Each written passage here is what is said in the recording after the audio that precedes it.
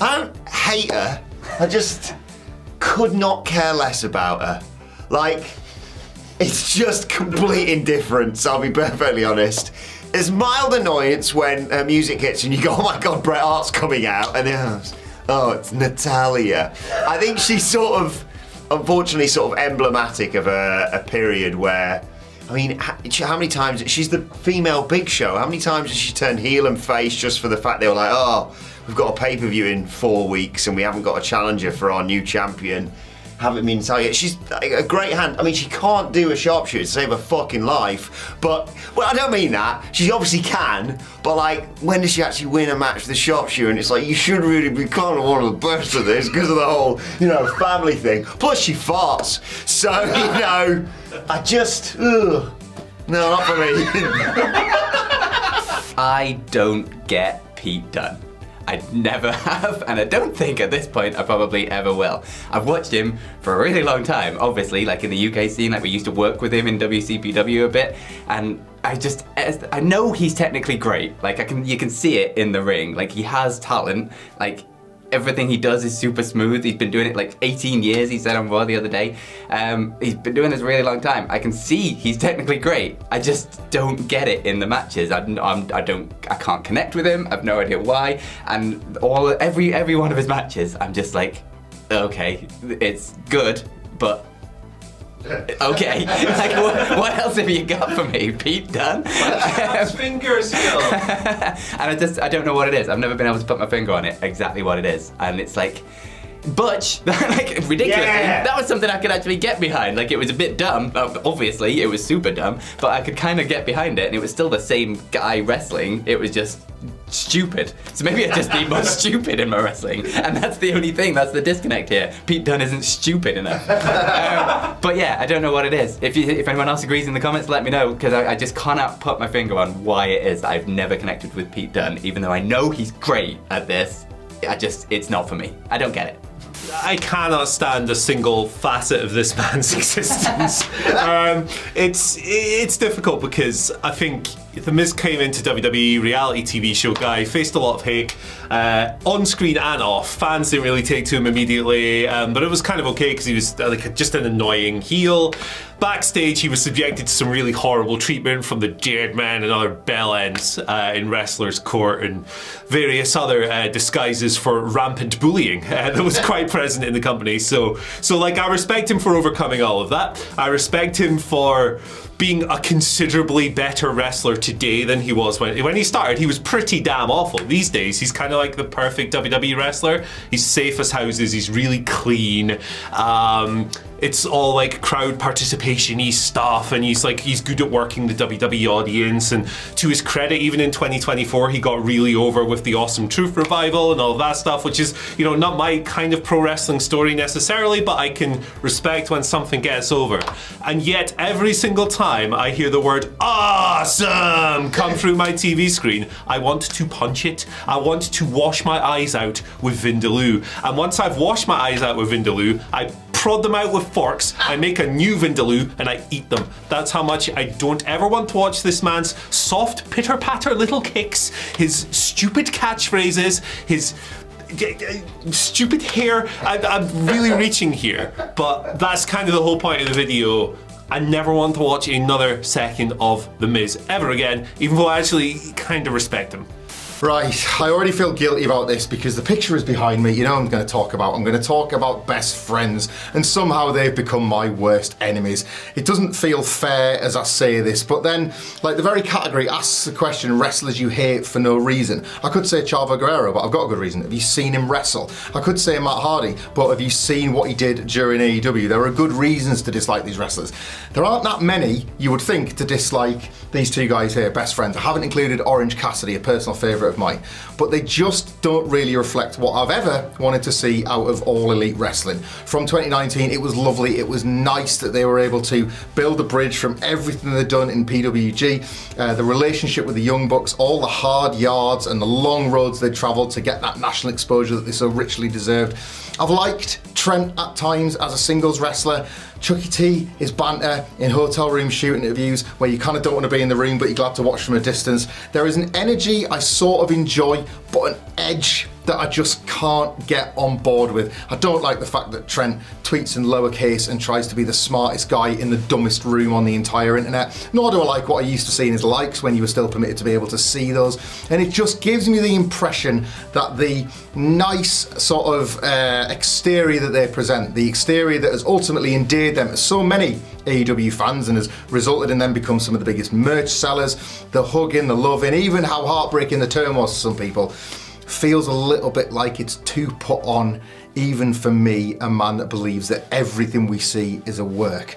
I'm sorry, best friends. I'm sorry to all the best friends fans, but they've just never been my mates. So look, I'm going to change this one a little bit. I'm going to change the title to it because I don't have the energy to just hate wrestlers for being wrestlers. Do you know what I mean? Like for being characters or like for the work in between the ropes, that kind of stuff. I just don't. If I don't like it, I don't like it. And it's just not for me. Like, it's different if someone's a horrible human being, like outside of the ring and all that stuff. Like, yeah, you can send your hatred in that direction. That's fair enough in my book. But if we're just talking about characters and like people doing this stuff in between the ropes, I don't have the energy for it. So, with all that being said, the person that for this video, am maybe just not the biggest fan of, and he just doesn't click with me for whatever reason, it's got to be Damian Priest. I know, it's a weird one to kind of say this. Now, if I'd said this like a couple of weeks ago, I think a few more people may have agreed, because I just think a lot of his World Heavyweight Championship run had been a bit like, okay, it's fine. But I think after the whole Gunter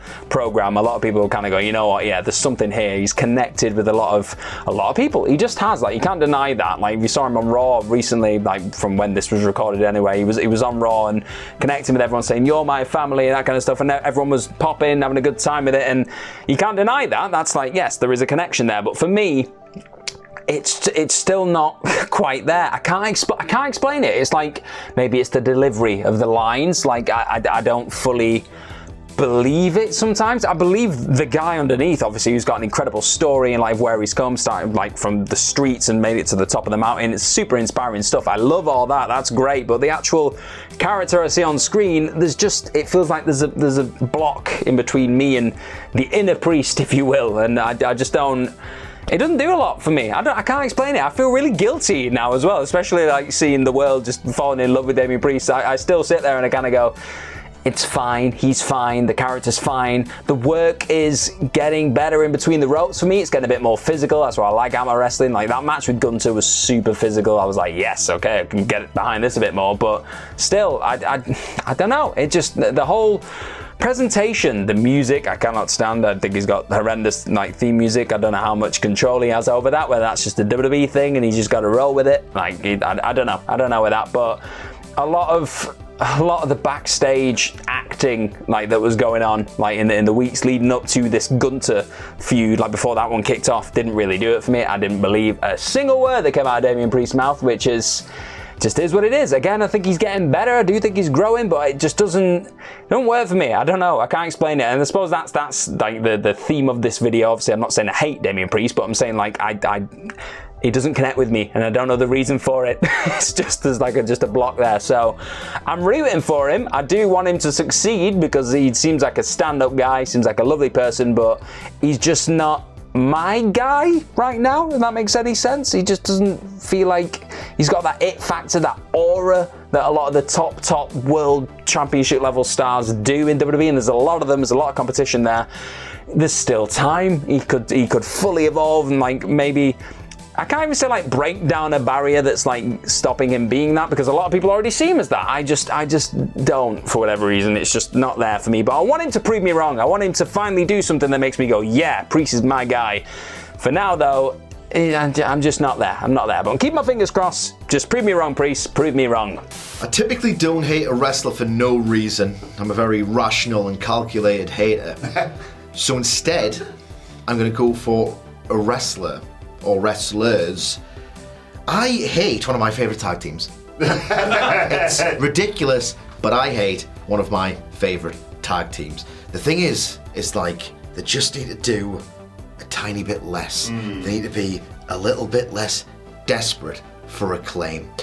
If they just zipped it a little bit, stop putting themselves over, stop talking about how much they love this goddamn business and how much they want you to think their matches are great, then I would think the matches are great because the matches are great. But it's that desperation, that need to impress, that when you know this about them, what Dax in particular, it sort of informs the work, and it feels like, are you doing that near fall really for the drama, or do you just want those 5 minutes thinking, ironically considering who they profess to hate, you might get an extra star? They're not chasing star ratings, though. No, they don't do that. They don't do that. It just feels a little bit cynical, and if it's probably my fault. It's everyone's fault for going on Twitter. If I didn't know this about them on Twitter, I could probably just be a little bit less cynical myself when viewing their work. But one of them, in particular, quite frequently, and this is weird because wrestlers don't tend to do this, they, if anything, they're perfectionists and don't watch their work back and they'll nitpick. One of them on Twitter will frequently write a list of their favourite matches, and the order will change. He writes more lists than WhatCulture. Sorry, I'm disrespecting the business. I know. My most hated wrestler for no reason is me, Simon Miller. Mostly because I am a professional wrestler, and sometimes people forget this. And even though I've been doing it since 2018, I get messages the comments with people going, Simon, I didn't know you wrestled. Then I think, man, I haven't really promoted myself very well, and maybe I haven't got the word out there enough. So then I start to hate myself because I'm a human being, and that's how brains work. And also because everyone just calls me the stupid YouTuber in every single feud that we do. And I'm like, well, wait a minute, what do you do for a job? Electrician? Should I call you the stupid electrician? We have got way off board here. I mean, the real answer is that I don't hate any wrestler for no reason, because any wrestler that has annoyed me in the past, I've often sat down and searched my feelings and realised the reason I don't like them is because they're doing a very good heel work. Like, back in the day, someone that always used to wind me up was Vicky Guerrero, right? I couldn't stand the excuse me thing. It used to drive me wild. And yeah, I got to adulthood and I was like, oh, that was the point. You were meant to see her get her ass whipped. There'll be loads of people like this, like The Miz, especially early on. He was really good at getting under your skin. But no, I mean, maybe Disco Inferno, basically based on a lot of things he has done since he did hang up his boots. But again, that just comes down to people saying things that I just think are... There's nothing wrong with criticising anyone. Even if you don't want to do it constructively, you're allowed to say and do whatever you want. But I never think there's a need to be insulting or mean or, again, deliberately try and go low brow with it, because wrestlers are just human beings at the end of the day. And there are good people and there are bad people, but that has nothing to do with their job, right? That just has something to do with how they've grown up, their morals, and how they see the world. So I know, if I heard someone else saying this right now, I'd be like, man, he's such a hoity-toity idiot. Why don't you have any backbone, any spine, Simon? But that's not the case at all. It's just not the way that I view the world. And if somebody does irk me, I move them out of my life so quickly that I don't need to think about them anymore. And of course, then I take that hate and I apply it to myself, and I just make sure that I have that dark rage brooding inside my tum-tum. Sound good? Not weird? Excellent. Great. When thinking of wrestlers I've hated over the years, it's usually been because, you know, they're a heel and supposed to get booed, or they're just a total dick. Case in point, 90s Shawn Michaels. As for wrestlers I didn't like, but there was no reason behind it, it's a tricky one. It really is, I guess. And it's very, very random, a slightly niche pull, but I'm going to go with Van Hammer, heavy metal Van Hammer. Yes, as a kid who adored early 90s WCW, it was Sting, it was Flying Brian, it was the Steiners, it was Ron Simmons, it was occasionally Jushin Thunder Liger, who would always just mesmerize me. I was terrified of Big Van Vader and Cactus Jack when they were feuding with Sting. It was hating the Dangerous Alliance and the various heels of the day. And then there was Van Hammer, a white meat babyface with a badass look, a flying V guitar, the coolest guitar of all time. Heavy metal Van Hammer. He should have been cheered on by a young me who also liked guitar music. He looked cool, he was jacked, he had the long hair. Matches were often short squash ones. He went on a bit of an undefeated streak when he debuted. And again, there was a flying V guitar. For whatever reason, though, as a kid, I used to hate Van Hammer, which sounds like a really weird sentence to say, something I never thought I'd be saying. Just whenever he's on screen, I don't know, zero idea why. And I'm sure he's a genuinely lovely fella. I know for a start he did serve in the military, so there was no reason whatsoever to want to see Van Hammer get his ass kicked, but I did, and that remained when he joined the Flock and became more of a grunge guy. couldn't stand him. When he left the flock, became a hippie babyface, which again, that should have been right in my wheelhouse, as I'm one of those people who really enjoyed the hell out of Juice Robinson's CJ Parker days. But no, Hippie Van Hammer did zero for me. Again, I'm sure Van Hammer is a lovely, lovely fella, but yeah, younger me always gave him way too much grief for basically for no reason whatsoever. So apologies for that. Right, this is the record scratch moment. A little Google search after that video. It turns out that Van Hammer, yes, the man behind the gimmick, Mark Hildreth, was charged in 2020 for DUI and a hit and run that saw his vehicle hit a 5-year-old kid on a bike. Thankfully, the kid only suffered minor injuries. But yeah, maybe there was actually a reason for my Van Hammer dislike all those years ago.